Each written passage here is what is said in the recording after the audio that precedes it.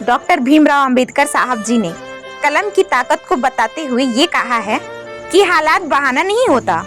उन्होंने हर हालात से लड़कर आगे बढ़ा और शिक्षा को प्राप्त किया।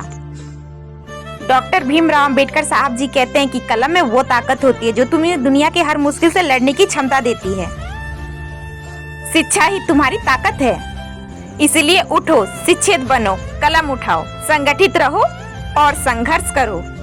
भीमराव अंबेडकर जी कहते थे कि सिर्फ अपने लिए नहीं सोचो, बल्कि दूसरों के लिए और समाज के लिए भी कुछ करो, ताकि तुम इस दुनिया में अमर रह सको।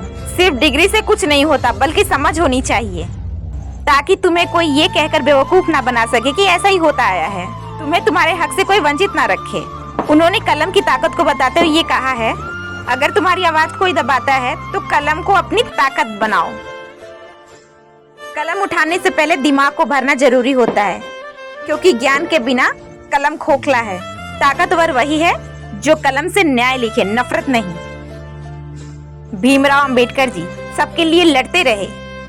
उन्होंने ज्ञान से हजारों लोगों को मानसिक रूप से आजादी दिलाई, क्योंकि वो कहते थे कि गुलामी सिर्फ जंजीर में नहीं, बल्कि अज्ञानता से भी होती है, मानसिक रूप से भी होती है। इसीलिए भीमराव अंबेडकर जी ने शिक्षा को महत्व देते हुए ये कहा है कि शिक्षा ही सब कुछ है। शिक्षा वो ज्योति है जो तुमसे कभी छीन नहीं सकता, कोई पानी में नहीं बहा सकता, कोई चोरी नहीं कर सकता। तुम्हारे पास अगर ज्ञान है तो तुम उसे दूसरों को बांटो।